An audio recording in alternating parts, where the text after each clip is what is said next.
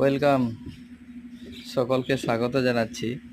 তো যে ভিডিওটা আজকে দেখতে পাচ্ছেন, এটার মধ্যে অ্যাকচুয়ালি এই গাড়িটা স্পেশালিভাবে ব্যবহার করা হয়েছে আর কি। পাইপ বডিতে যে পাইপ ব্যবহার করা হয়েছে, এটা আর কি কাঠের বদলে এটা কাঠের বদলে পাইপ দেওয়ার উদ্দেশ্য হচ্ছে একটাই, এটা কি হবে, জল দাঁড়াতে পারবে না আর কি, এটার মধ্যে জল থাকতে হবে না বা নষ্ট হওয়ার একটু বডিটা পচার একটু চান্স কম থাকে।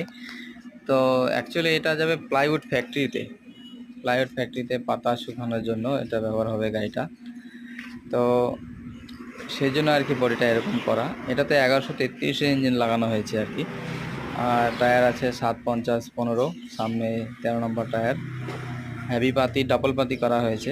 ডাবল পাতি করার উদ্দেশ্য একটাই, এটা আর কি গাড়িটা ভাঙা রাস্তা বা যেমন রাস্তা হোক না কেন সব রাস্তাতে আর কি সমানভাবে চলবে, মানে ভালোভাবে চলবে আর কি, অত লাফালাফিটা করবে না আর কি, সেই জন্য এটা করা হয়।